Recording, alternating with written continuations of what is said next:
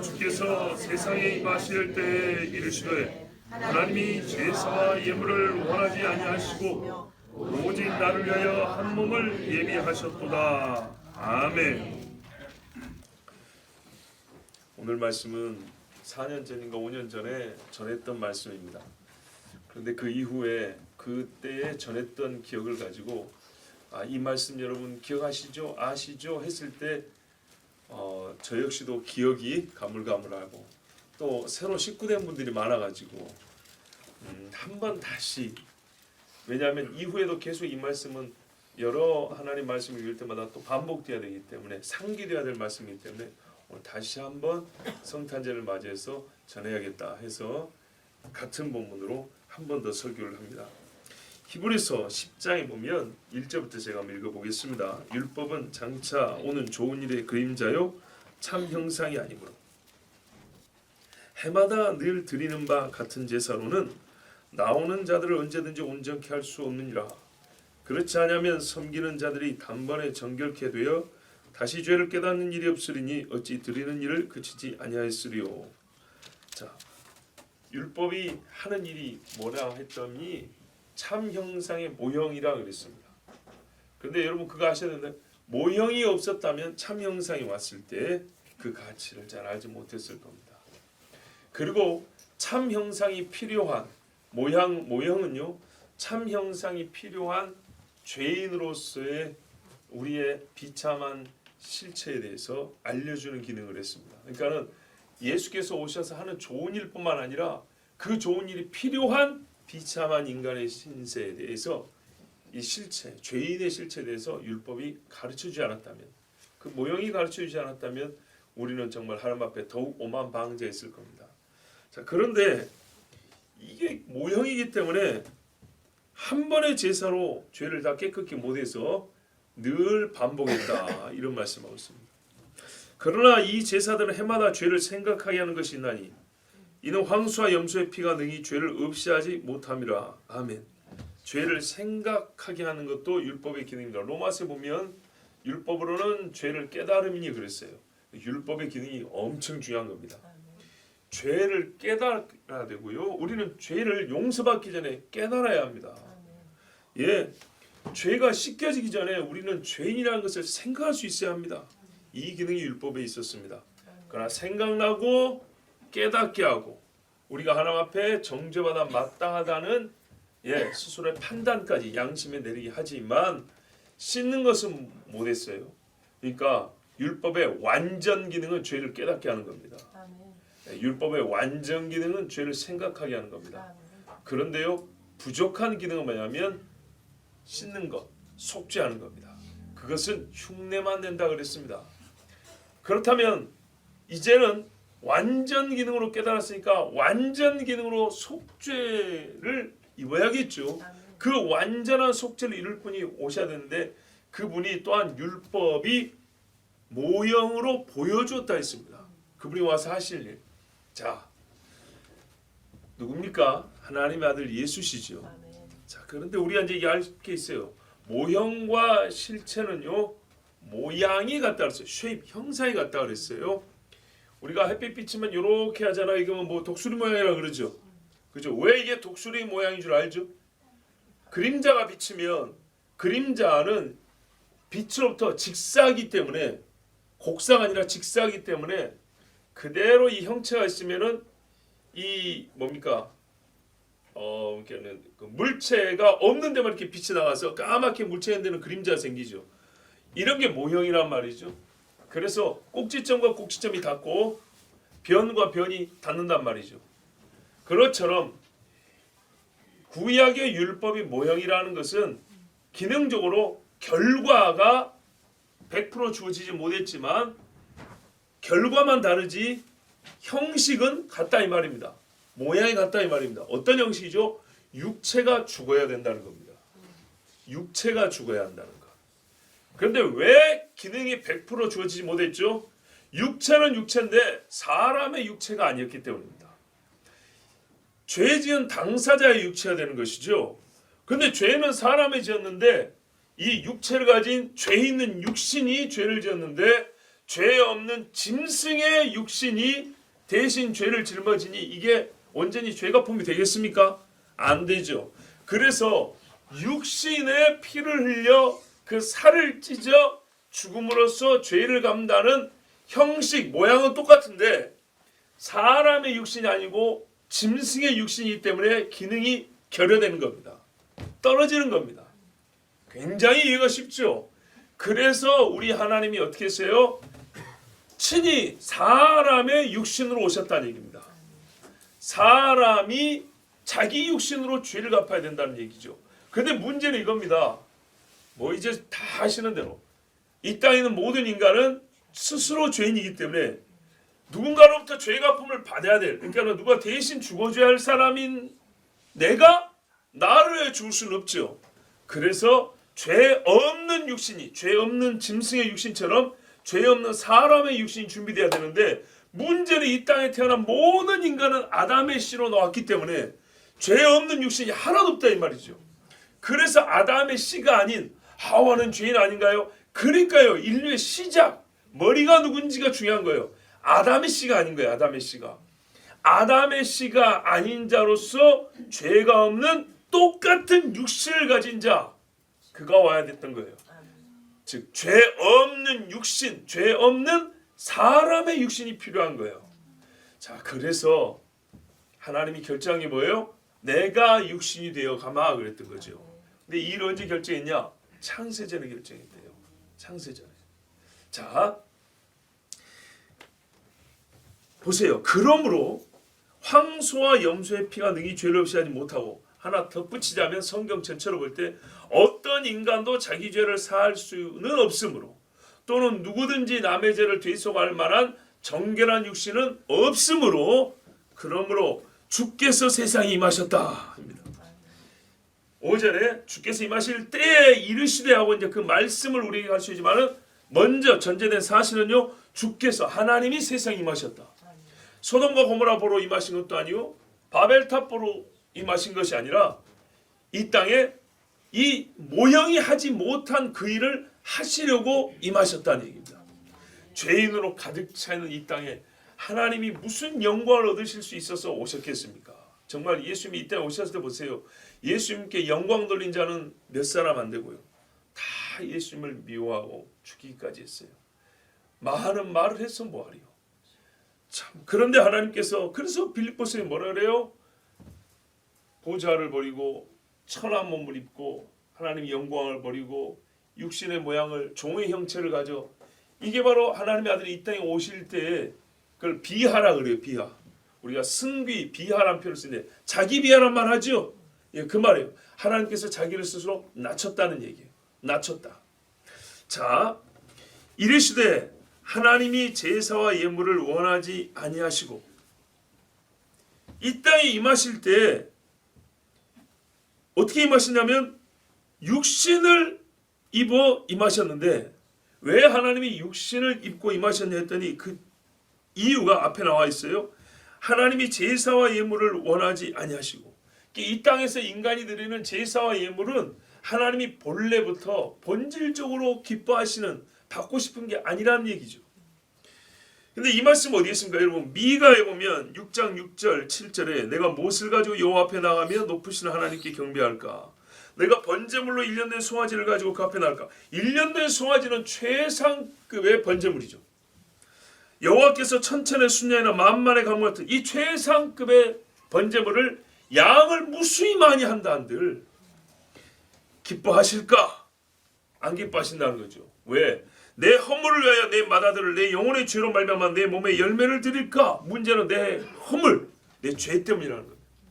이 땅에 있는 모든 육신은 허물과 죄가 있기 때문에 최상급의 번제물인 1년 된 수송아지를 한 마리가 아니라 만 곱하기를 해서 바쳐도 소용이 없고, 내 육신의 자식을 몰래같이 내 장자를 태워 바쳐라 하는, 그렇게 해도 소용이 없다는 거예요. 그럼 도대체 무슨 수로 우리가 하나님이 기뻐하시는 것을 가지고 하나님 앞에 나갈 수 있을까? 뭐가 있을까요? 시편 51편 16절 17절에 거의 같은 말씀이 있습니다. 주께서는 제사를 기뻐하지 아니하시나니 그렇지 아니하면 내가 드렸을 것이라. 주는 번제를 기뻐하지 아니하시나이다. 하나님께서 구하시는 제사는 상한 심령이라. 하나님이여 상하고 통회하는 마음을 주께서 멸시하지 아니하시리이다. 아멘. 요 말씀들이 일부의 답을 주고 있어요. 사람이 하나님 앞에 나아가기 위해서 근본적으로 짐승의 번제물로 되는 것이 아니다는 것을 가르쳐주고 있어요. 그리고 짐승의 번제물보다 나은 것은 사람의 통회하는 심령이라는 것을 말해주고 있어요. 그런데 여러분, 통회하는 심령도요, 중보자가 없이 가능합니까? 불가능하죠. 그래서 오직 나를 위하여 한 몸을 예비하셨도다 그랬어요. 이미 히브리서 5장에 뭐라냐면 하나님이 대제사장마다 사람 중에 택하셨으니 이렇게 했어요. 바울이 디모데에게 말했어요. 하나님과 사람 사이의 중보자는 사람이신 예수 한 분이라 이렇게 말했어요. 자, 그래서 이 모든 말씀 종합해 볼 때 우리가 하나님 앞에 나갈 때 짐승으로는 될 수 없으므로 하나님께서 육신이 필요한데 우리의 육신은 안 되니까 주께서 친히 이 땅에 오셨고 친히 오실 때 취하신 게 뭐라는 얘기입니까? 육신이었다는 겁니다. 한 육체를 스스로 취하셨다는 겁니다. 그럼 여기서부터 논리적 결론이 나오죠. 이 육체는 장차 무엇을 할 육체죠? 그렇죠. 죄인들을 위하여 대속 제물이 될 육체죠. 이 땅에 주님이 오실 때에 대속 제물이 될 육체를 아버지가 아들을 위하여 하나 준비해 주셨다는 이 말씀입니다. 자, 이 말씀을 듣고 아들의 기분이 어땠을까요? 내가 너를 이 땅에 보내는데 너를 위하여 내가 준비한 게 하나 있다. 육체를 준비하였다 그랬어요. 그렇죠. 하나님이 제사와 예물을 원하지 아니하시고 오직 나를 위하여 한 몸을 예비하셨도다. 예수님이 친히 말씀한 거예요. 우리 아버지가 나를 이 땅에 보내실 때 다른 것 아니라 몸뚱아리 하나 준비하셨다. 이 말입니다.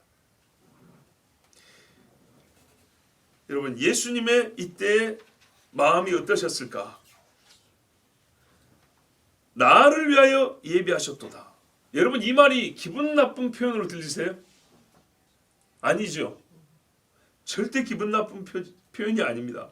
육체를 억지로 아버지가 뒤집어 씌워가지고 내가 할 수 없이 육체의 껍데기를 가져왔다 그렇게 들리세요? 아니죠. 우리가 그런 마음을 표현하려고 예비라는 말을 쓰지 않습니다. 또 나를 위하여라는 말을 쓰지 않습니다. 아들도 원했다는 뜻입니다. 아들도 아버지와 같은 뜻을 갖고 있다는 것을 우리가 물론 간접적이지만 알 수가 있습니다. 적어도 억지로 육체를 입은 거 아니고 어쩔 수 없이 육체 입은 거 아니다는 것을 알 수가 있습니다. 여러분, 우리가 그러잖아요. 봐보세요.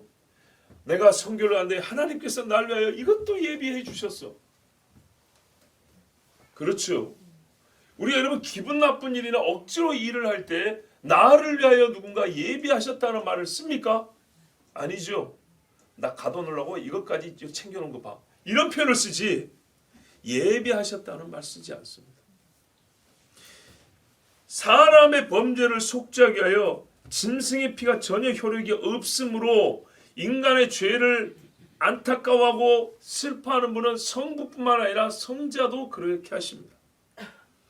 죄와 등가의 대속물이 될 수 없다는 걸 알기 때문에 정말 죄인의 죄를 사람이 죽어야 한다는 것을 죽음으로 그걸 갚아야 된다는 하나님 자신이 잘 알기 때문에 아들도 한 신성을 가지고 있기 때문에 아버지와 똑같은 생각과 마음을 갖고 있기 때문에 역시 아들도 이 일을 기뻐함으로 말미암아 원하였고 성부께서 그래서 성자를 보내실 때 이 일을 위하여 필요한 건 육체라는 것 아들도 다 알고 있었고 이것을 아들은 기쁨으로 수용했다는 말입니다.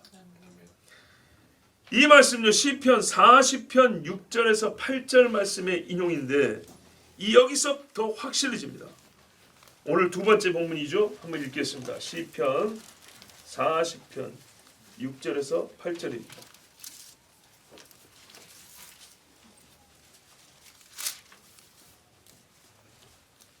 같이 읽습니다.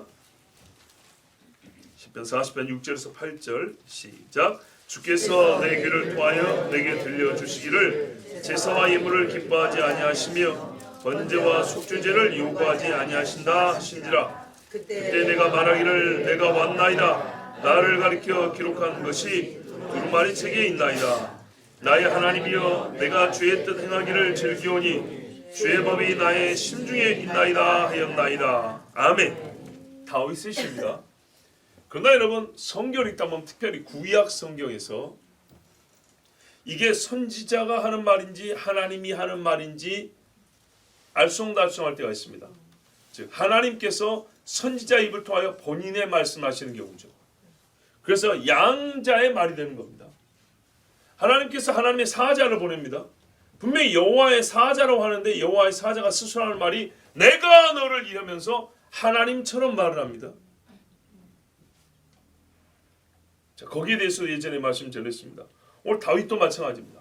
다윗이 시편 16편에 가면 15, 16, 17편에 내가 어떻게 하나님 앞에 설까 할 때 근심을 갖고 있는데 나의 중보자가 내 우편에 계심으로 내가 두려워하지 아니하고 기쁨으로 주님 앞에 선다라는 그 노래가 있습니다.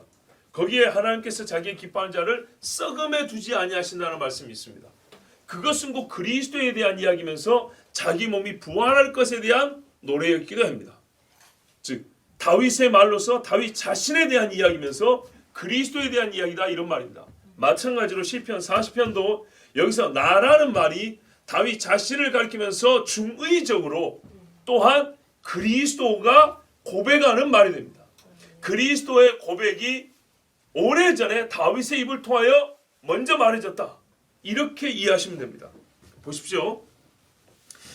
하나님의 아들이 성육신 하실 때 육체를 입으신 이유 그리고 이처럼 육체를 입고 나자시심에 대하여 아들 자신의 심정을 보여줍니다. 그래서 이 아들이 얼마나 우리 죄를 사하기에 적합한 분인지 육만 입었을 뿐만 아니라 이 일을 심히 기뻐하여 친히 원하여 어떤 짐승도 죽고 싶지 않지만은 그리스도는 우리를 위하여 죽으신 것을 오히려 기뻐하여 육체를 입었다라는 정말 어떤 제물보다 합당한 대속제물이라는 것을 보여주는 말씀입니다. 자 보세요. 주께서 내 귀를 통하여 내게 들려주시기를 들었다는 거예요. 성자가 아버지의 말씀을 들었어요. 뭐라고 했냐? 죄사함에는 말이다. 죄사 가지고 짐승의 제사 갖고는 안 된다는 것을 들려줬다는 겁니다. 이 히브리서 아까 10장 5절에도 나와 있었죠. 안 된다는 거예요. 성경 여러 군데서 말씀하고 있어요. 짐승 갖고는 안 된다는 이야기예요. 그래서 하나님 어떻게 해요? 요구하지도 아니하고 기뻐하지도 아니하신다. 자 본문 6절 보십시오. 제사와 예물을 기뻐하지 아니하시며 번제와 속죄제를 요구하지 아니하신다 하신지라. 왜 성육신을 해야 되는 이유가 여기 있죠. 그때 이야기를 듣고 아들이 이렇게 말했어요. 내가 말하기를 내가 왔나이다. 이사야가 내가 여기 있나이다 하는 것처럼 이삭이 아브라함이 부르니까 아버지여 제가 여기 있습니다. 이렇게 말한 것처럼 아들이 내가 여기 있나이다. 내가 왔나이다 그랬다는 거예요. 자 그럼 아까 제가 그랬죠. 나를 위해 한 육체를 예비하셨도다가 아들의 심정을 보여준다 하는데 이거는 흔쾌히 받아들이는 수용의 의미라고 그랬죠. 그런데 시편 40편을 인용해서 히브리서 10장이 써졌단 말이죠. 그러면 시편 40편은 말했어요. 내가 왔나이다. 보시옵소서 내가 아버지의 뜻을 행하러 왔나이다 그랬어요. 그렇다면 예수님께서 이 땅에 오실 때 그 마음에 육체를 입고 오실 때에 하늘에서 그 일을 결정하고 육체를 입고 오실 때에 마음이 어땠을까요? 기뻤을까요? 슬펐을까요? 기쁨이죠. 자, 여러분 아들은요 자기의 작정한 뜻이 곧 아버지의 뜻과 합하였습니다. 아버지가 이 땅에 죄인을 속하기 위하여 아들을 보내신다 할 때 아들도 역시 아버지와 똑같은 뜻을 가지고 있었고 그래서 그것을 어떻게 했냐? 자 보세요. 그 다음에 나를 가리켜 기록한 것이 두루마리 책에 있나이다 그랬다는 거예요. 이거는 어떻게 이해하면 좋냐면 다윗이요 사무엘상에 보면 골리앗과 싸우죠. 싸우러 가기 전에 뭐 한지 아십니까? 사람들에게 이렇게 자꾸 물어봅니다. 사울 왕이 저 골리앗을 무찌른 자에게 무엇을 준다고 하였더냐라고 묻습니다. 그러니까 옆에 사람들이 세금도 면해주고 왕의 사위를 삼는단다 그랬어요. 들었으면 가면 되죠. 근데 안 가고 또 옆 사람한테 물어봅니다. 사울 왕이 저 골리앗을 이기면은 뭘 준다 그랬냐 하니까 사위를 삼고 세금을 면해준다는데, 그래? 사울 왕이 저 골리앗을 죽이면 뭘 준다? 이렇게 계속 물어봐요. 그러니까 그 형 엘리압이 이 피곤한 놈이 와가지고 너 싸움 구경하러 와가지고 우리만 창피하게 만드는 거냐 하면서 막 욕을 했어요. 근데 그게 아니었고요. 다윗은 잘 보세요. 스스로 올무를 지우는 거였어요. 스스로 올무를.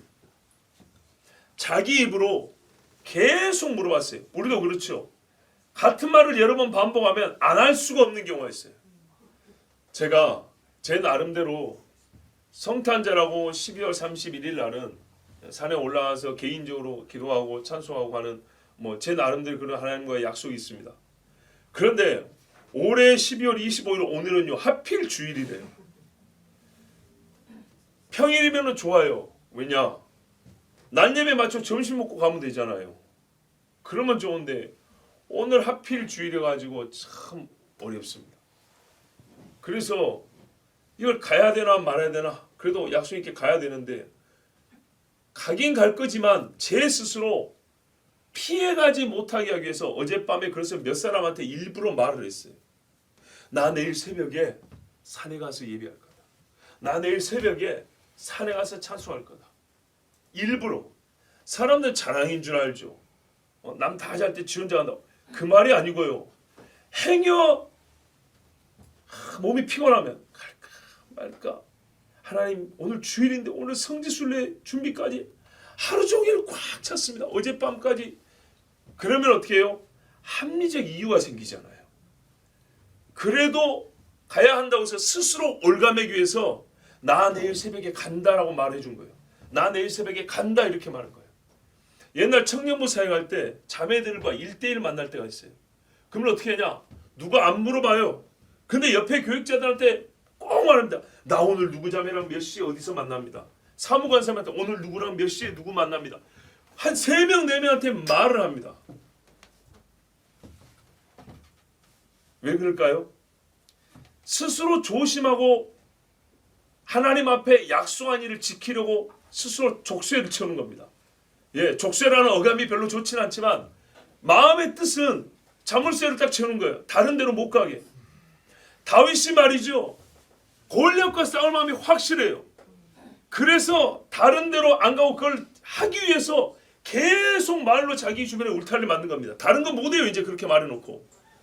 자, 예수님이 이 땅에 오기 전에 성경에 기록이 돼버렸어요. 하나님께서 한두 명한테 말을 해야죠. 하나님의 신성으로, 어떤 일은 환상으로 말해버렸어요. 천사를 보내서 말했어요. 기적을 통해서 말을 해줬어요. 여러 가지 징조를 통해서 말을 해줬어요. 안 보낼 수가 없는 거 이제 안 보낼 수가. 그러면 우리 인간은요, 대개 이런 경우에 기쁨도 되지만 이렇게 가둬놓으면 어쩔 수 없지요. 근데 주님은 어땠다고요? 이렇게 나를 가리켜 성경에, 구약 성경에 무수하게 수백 구절로 기록이 났어요. 수백 구절을. 그가 죽을 것이고 예루살렘에 회복할 것이고 종말에 다시 오실 것이고 별의별 소리를 다 해놨어요. 그런데 어떻게 해요? 그래서 내가 할 수 없이 간다가 아니라 아버지께서 내가 내려오기 전에 이렇게 두루마리 책에 다 기록을 해줬으니 나는 어떻게 해요? 이걸 성취하러 가는 기쁨을 가지고 간다는 거예요. 그러니까는 의미적으로는 다른 일을 하지 않겠다는 하나님 스스로의 족쇄인 거예요. 하나님 스스로의 족쇄지만 인간은 연약하기 때문에 간혹 억지로도 하지만은 하나님은 어떠냐? 스스로 족쇄를 채우시고 일을 능히 기뻐하면서 일을 했다는 얘기입니다. 그래서 예수님이 하신 말씀이 내가 왔나이다. 왔다고요, 아버지. 우리 약속한 대로 내가 왔다고요. 나를 가리켜 기록한 것이 두루마리 책에 있나이다. 여기서 원망이 어디 있어요? 이 어감에 여러분 불평이 어디 있냐고요? 전혀 없죠. 환호성이잖아요. 환호성. 예? 내가 아버지 기록한 대로 왔습니다. 신실하신 아버지가 책에 기록해놓고, 그럼요, 아들이 아버지를 불신실한 자로 만들 수 있습니까? 어찌 내가 아버지를 거짓말쟁이 신으로 만들 수가 있습니까? 아버지여, 우리가 창세전부터 약속한 대로 내가 왔습니다. 아버지의 뜻을 이루겠습니다. 이렇게 기쁨과 환희에 찬 목소리로 주님이 이 땅에 오셨어요. 우리는 그 소리를 못 들었죠. 아버지와 아들 사이 이야기니까 못 들었죠. 그러나 그것도 기록을 해줬어요. 그렇다면 우리가 날은 정확히 안 맞지만 성탄이라는 주님이 이 땅에 오신 그날 함께 기뻐하고 함께 즐거워하는 것이 마땅하지 아니합니까? 나를 가리켜 기록한 것이 두루마리 책에 있나이다. 세상에 좀 불경스러운 표현일지 모르지만 여러분, 성경에 나 이름 석자 혹은 넉자 누구가 성경에 예언된 사람이 한 주라도 예언되었다면 얼마나 기쁘겠어요 우리가. 그죠? 물론 기쁨을 얻어서 교만한 자가 되겠지만은, 그래서 우리 이름은 예언되지 않습니다. 간혹 이 땅에 교만한 자들이 자기 이름이 성경에 예언되어 있다고 하면서 굉장히 조심해야 됩니다. 여러분, 적그리스도 정도나 예언되어 있죠. 하나님의 아들이 아니라 보통 인간이 예언된 이름들은요 좋은 것이 없습니다. 그러므로 우리 이름이 성경에 나오지 않은 것은 감사할 일입니다만은, 하여튼 예수님께서 나를 가리켜 기록한 것이 두루마리 책에 있나이다 하고 환호성을 지르면서 이 땅에 오셨어요. 자, 여기서 두루마리 책이 뭡니까? 율법이죠, 율법. 시편 119편 89절에 여호와여, 주의 말씀은 영원히 하늘에 굳게 섰사오며, 하늘이 종이축 말리는 것처럼 말리기 전까지 하나님의 말씀은요 하늘이 청채함과 같이 해가 뜨거워지는 것처럼 그대로 하나님의 말씀은 서 있습니다. 모든 말씀이 기록이 되어 있는데 누가복음 24절 보면 잘 나와 있죠. 예수님이 엠마오 마을라도 두 제자에게 말씀했고요. 또 제자들을 가르칠 때 그랬잖아요. 또 이르시되 내가 너희와 함께 있을 때 너희에게 말하마. 예수님이 이미 가르쳤단 말이에요. 늘 말씀드립니다. 예수님이나 사도들은 구약 성경을 본문으로 읽고 그리스도를 설교했단 말이에요. 곧 모세의 율법과 선지자의 글과 시편의 나를 가리켜 기록된 모든 것이 이루어져야 하리라 한 말이 이것이라. 보세요. 이루어져야 하리라. 내가 나를 가리켜 기록한 모든 것이 두루마리 책이 있고 그 두루마리 책을 이루려고 내가 왔다. 제자들에게 보여줬는데도 안 믿으니까 다시 가르쳐줬어요. 40일 동안 하나님 나라의 일이라는 게 뭡니까? 하나님 나라의 왕을 빼놓고 무슨 하나님 나라의 이야기를 하겠어요. 그래서 다시 모세와 선지와 시편을 계속 가르치면서 나 예수가 이 하나님 나라의 왕이다, 이걸 가르쳤다는 얘기입니다. 이에 그들의 마음을 열어. 문제는 이거네요. 마음을 열어. 성경을 깨닫게 하시고, 깨닫기 전에는요 자기들이 받은 은사가 무엇인지 삶이 무엇인지도 모릅니다.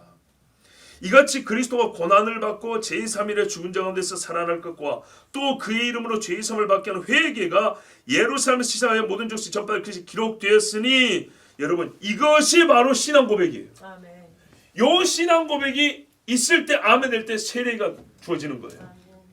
너희는 이 모든 일의 증인이라 하셨습니다. 자, 하나님의 모든 말씀이 예수님을 가리켜 기록해 놓은 거 맞지요? 아멘. 그래서 예수님 뭐라 하냐? 나의 하나님이여, 내가 주의 뜻 행하기를 즐기오니.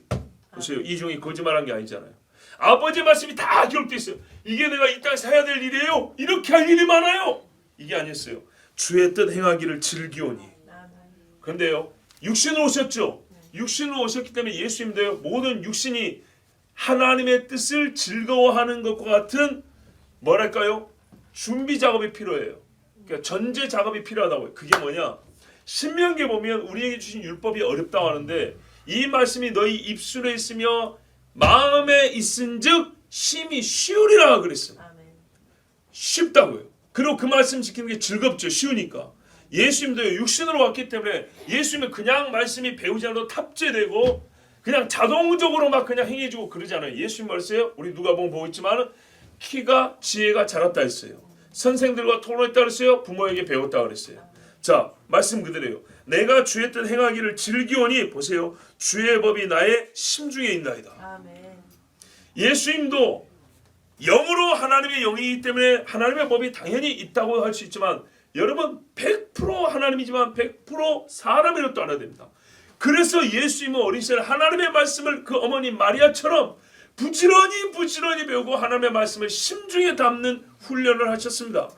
만약에 육신의 그 예수님이 육체성을 부인하면 40일 동안 금식하고 광야의 시험이 무슨 의미가 있고 그게 어떤 예수님께 시험거리가 됐겠습니까? 그것처럼 그 시험을 겪으면서 종이 훈련한 것처럼 하나님 말씀을 행하기 위하여 말씀을 듣고 배우고 마음에 새기는 일을 예수님도 부지런히 했다는 것을 여러분 잊으시면 안 됩니다. 근데 예수님 어떻게 해요? 즐거움으로. 또 마음에 새겨지니까 더욱더 즐거움으로 아버지의 뜻을 행하였습니다. 자, 여러분, 이 모든 일을 예수님은요 하늘에 계실 때 알고 오셨습니다. 우리가 옛적에 읽은 말씀 중에 에베소서 1장 4절에 곧 창세전에 그리스도 안에서 우리를 택하사 우리로 사랑 안에서 그 앞에 거룩하고 흠이 없게 하시려고 그랬어요. 하나님이 우리를 사랑하시죠. 그 사랑의 힘으로 결국에는 우리를 흠없고 거룩하게 하나님 앞에 세우고자 하는 게 목적인데, 그래서 하나님이 하신 일이 뭐냐면 그리스도 안에서 우리를 택했다는 겁니다. 그런데 언제요? 창세전에. 중요한 겁니다. 창세전에 지혜로 우리를 택하시고 창세전에 아들 안에서 택하시고가 아니라 그리스도라고 했어요. 그리스도는 하나님의 아들이 이 땅에서 육신을 입었을 때 중보자적 직무를 감당할 때 그리스도라는 호칭을 붙입니다. 메시아. 메시아는 이 땅에 오신 하나님의 아들을 에게 붙여준 호칭입니다. 그런데 이 메시아라는 호칭, 그리스도라는 호칭을 언제 붙였다고요? 창세전에 붙였다는 거예요. 그 말이 무슨 말이에요? 하나님 아버지와 아들 사이에서는 이 땅에 있기도 전에 아들은 그리스도라는 얘기예요. 이해가 되세요? 택하려면 대속자가 있고 중보자가 있어야 택함이 가능한 거예요. 자, 신학적으로 창세전 택함이라는 교리가 있어요. 근데 성경에 나와 있는 거예요. 창세전에 우리를 택하시고. 근데 여러분, 죄인을 택한 것은 구원하라고 택하잖아요. 죄인을 택하려면 이 죄인을 대신 죽어질 중보자가 있을 때, 대속제물이 있을 때 택함이 가능하단 말이에요. 그러면 우리를 창조하기 전에 하나님은 죄인을 택하기 위하여 먼저 누구를 세우셨단 말이에요? 중보자를 세웠단 말이죠. 그 중보자를 부르는 이름이 그리스도, 헬라어는 그리스도요, 히브리어는 마시아흐란 말입니다. 그렇기 때문에 그 육체를 꼬신 아들을 사람의 이름으로는 예수아라고 불렀고, 그가 할 일에 대한 그리스도인데 이 땅에 예수아라는 육체가 오기도 전에 할 직무로서 그리스도라고 불렀다 이 말입니다. 그러니까 아버지와 아들 사이에서는 이미 중보자가 세워졌다는 얘기죠. 아들이 이미 창세전에 내가 창조되고 죄지을 저놈들을 위해서 하나님 아버지여 내가 중보자로 가겠습니다 하고 아버지와 아들 사이에 약속이 있고, 그러고 창조가 시작됐다는 얘기입니다.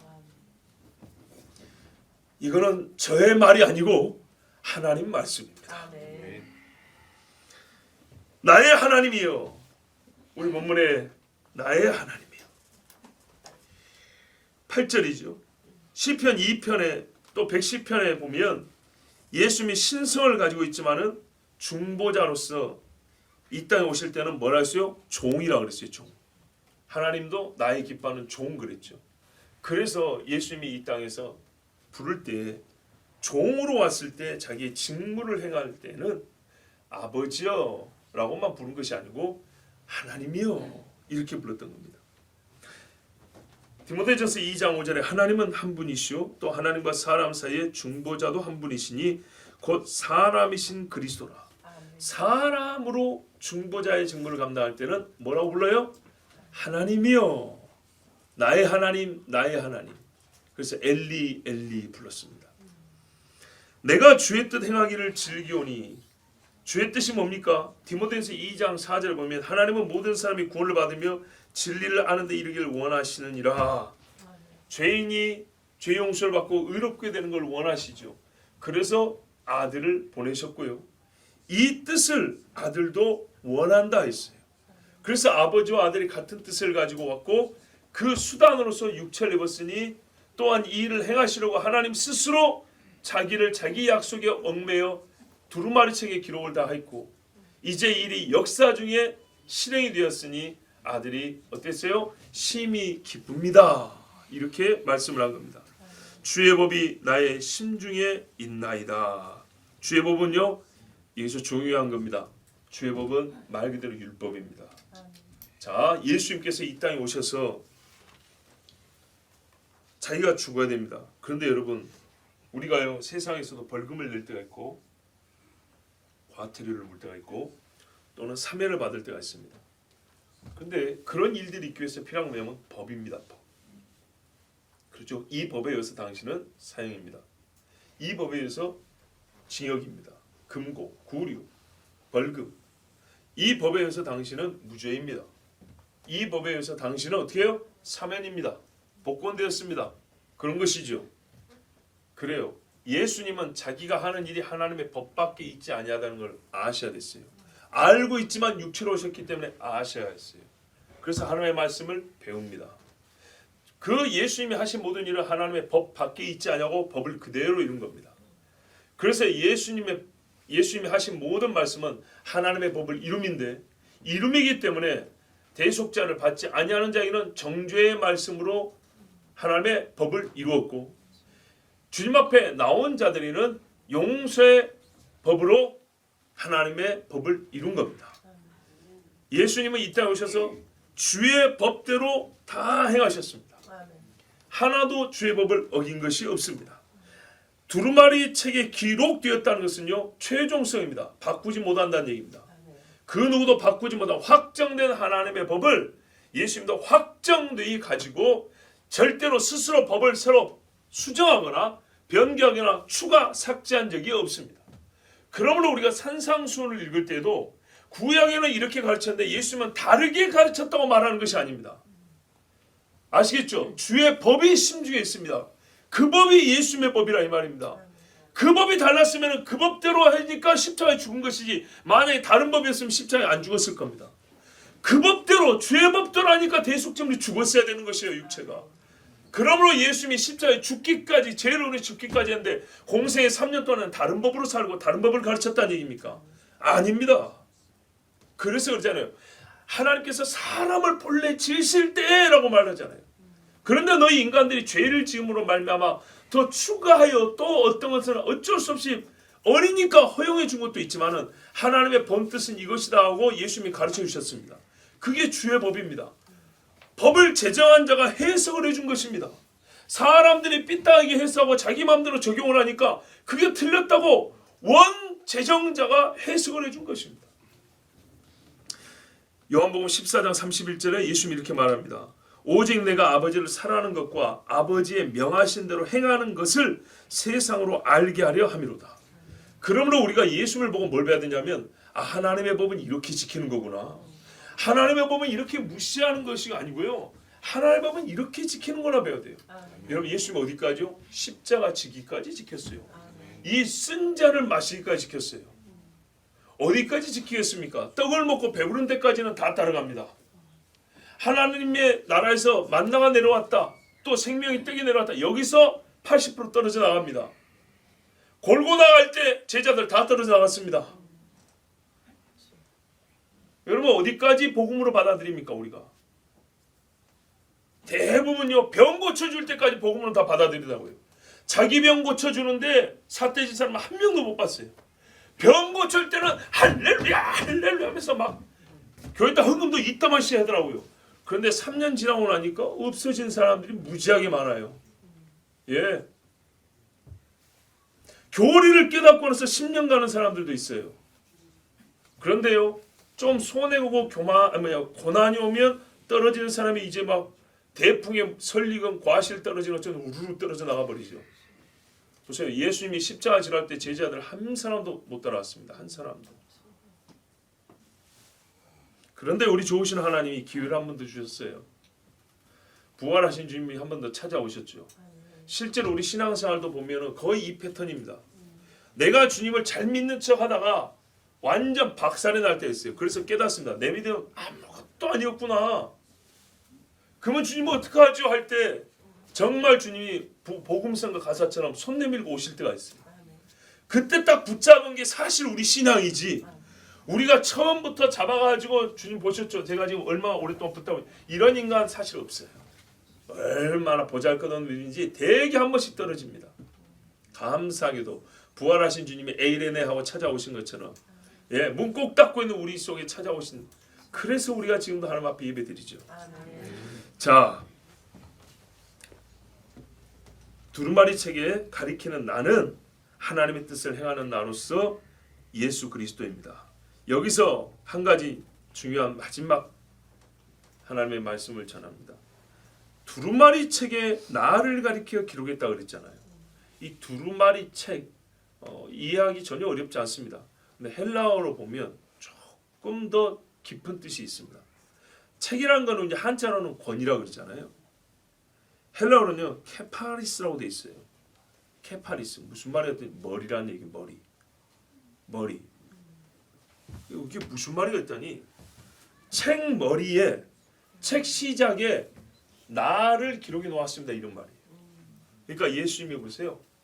성경 전체에 다 내 이야기인데 모세와 선지자 시편에 다 내 이야기인데 자세히 봐라. 책 머리마다 그러니까는 책이 시작한 데마다 이 책이 누구를 기록하고 있는지 처음부터 다 말해놨다. 다 나를 기록한다고 말해놨다. 그 말씀이거든요. 그래서 실제로 우리가 성경을 한번 찾아보니까 창세기 1장 1절에 태초에 하나님이 천지를 창조하시니라 그랬어요.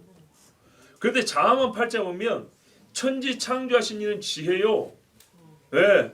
요한복음 1장에 가니까 뭐라 그래요? 태초에 말씀이 계시니라 이 말씀이 하나님과 함께 계셨고 이 말씀은 곧 하나님이시니라 그랬어요. 그리고 이 말씀이 육신을 입고 왔대요. 그렇죠. 자, 구약의 첫 권이 하나님 이야기를 시작하죠. 그리고 여러분 뭡니까? 옛날에 헬라 우리 17도 수련회 때인가 히브리어 가르친 적 있어요. 브레시트 바라 이거 할 때 하여튼 거기에 히브리어로 보면 아들이 들어있다 그랬어요. 그 다음에 마태복음 1장에 보세요. 아브라함과 다윗의 자손 예수 그리스도의 세계라. 보세요. 신약의 첫 구절에 누구 이야기 나옵니까? 예수님 이야기 한다고 돼 있죠. 아 그렇구나. 우리가 몰라서 그렇지. 다시 보니까 성경 각 권에 신약과 구약의 각 권의 처음에 예수 이야기가 나오는구나. 맞죠? 그리고 성경의 많은 권수에 보면은 실제로 처음에 예수님 이야기가 나옵니다.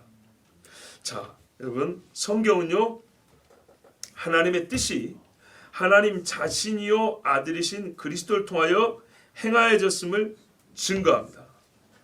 아까 케파리스 성경의 각 권이라고 했는데 몇 군데만 더 보면 창세기 3장에 여자의 후손으로 이 땅에 오셔서 사탄의 머리를 박살낸다고 그랬습니다. 출애굽기 14장에 유월절 양으로 삼으셔서 자기 백성을 구원한다고 마태복음 1장이 받아서 또 말씀합니다. 부활의 첫 열마 되신다고 고린도서에 말씀하고 이미 모형으로 초실절로 보여주셨습니다. 예수님을 말미암아 성령의 시대가 시작된다고 요엘 2장에 예언하셨고 사도행전 2장에 성취되었습니다. 날팔 불 때 속죄하러 오신다고 레위기 25장에 말하고 요한계시록에 또 말씀하고 있습니다. 심판하고 영원한 날의 왕으로 좌정하신다고 다니엘서에도 요한계시록에도 다 말씀하고 있습니다. 이 모든 일을 처음부터 알고 작정하고 창세전부터 그리스도가 되셔서 이 땅에 오신 분이 예수님이시여. 그래서 그분이 이 땅에 오실 때 내가 왔나이다 이렇게 말씀했습니다. 또 예수님은요 아버지의 말씀을 자기 존재의 근거, 자기 사역의 근거로 삼았습니다. 이 땅에 육신을 입고 사는 동안에 모든 사고와 언어와 행위 근본은 하나님의 말씀이었고 한 번도 이 말씀을 떠나간 적이 없습니다. 요한복음 4장 34절에 나의 양식은 나를 보내신 이의 뜻을 행하며 그 일을 온전히 이루는 것이라고 아버지의 뜻을 행한 것을 밥 대신 먹는다 그랬습니다. 그 정도로 아버지의 뜻을 하기 열심히 했습니다. 요한복음 14장 31절 후반에 보면 제자들한테 오직 내가 아버지를 사랑하는 것과 아버지의 명하신 대로 행하는 것을 세상으로 알게 하려 함이로다. 아까도 읽은 말씀대로 했어요. 이렇게 예수님이 이 땅에 오셔서 모든 하는 일이 나의 일, 육신의 일이 아니라 하나님의 일, 아버지의 일, 아버지의 뜻을 행한다 이렇게 말씀했어요. 그리고 이것이 기록되었고 이 일을 기쁘다 말씀하셨습니다. 자 여러분 이렇게 해서 오늘 우리가 알게 된 것이 있습니다. 이 땅에 예수께서 오실 때 그는 즐거움과 기쁨으로 아버지와 창세전에 약속하신 죄인을 위하여 죽으러 육체로 입으신 것을 정말 환희 속에 이 땅에 오셨다는 것입니다.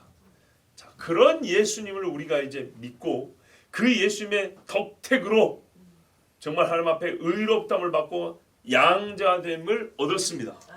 그러면 여러분 우리가요 아들이 하늘의 보좌를 버리고 와서 십자를 지고 죽기까지 복종하심에 그 육체를 입으심에 즐거워하셨다면 우리가 그보다 작은 일을 하고 주님을 섬기는데 웃으면서 할까요? 울면서 할까요? 웃으면서 해야죠. 당연한 이야기 아닙니까? 다윗이 성전 지을 준비를 하면서 웃었습니까? 아니면은 괴로워서 힘들어했습니까? 그러지 않았죠. 우리가 예수님을 본받는다 그럽니다. 예수님을 본받는다. 우리가 서로 간에도 본받을 게 있지만 사실 사람에게 본받을 게 별로 없고요. 본받아봐야 사람 수준입니다. 그러니까 예수님을 본받는다 하는데 그래서 예수님도 제자들에게 너희는 나를 따라오라 그랬단 말입니다. 우리가 오늘 이 시간에 본받을 것 한 가지 말씀드립니다. 육체를 버리고 비천함에 처했으나 즐거움으로 왔다 예수님이 말씀했어요. 그렇다면 우리가 예수님같이 그렇게 비천한 대로 떨어지지도 아니하고 예수님처럼 사람에게 죄인에게 오히려 그들을 위하여 죽는 것을 보고 그들의 손에 찢겨 죽임을 당하지도 아니하는데 우리가 하나님 말씀을 심중에 두고 행할 때에 즐거워함이 마땅하지 아니합니까? 억지로 항상 기뻐하라고 얘기하는 게 아닙니다. 우리가 예수쟁이잖아요. 예수 믿는 사람이잖아요. 예수님이 가르치고 예수님이 하신 대로 따라하는 게 우리의 본분이라고 생각하는 그런 사람들이잖아요. 아니라면 아니라 하십시오. 그렇다면 하나님 앞에 예배하는 것과 주님을 섬기는 일에 기뻐하는 것이 당연하지 아니합니까?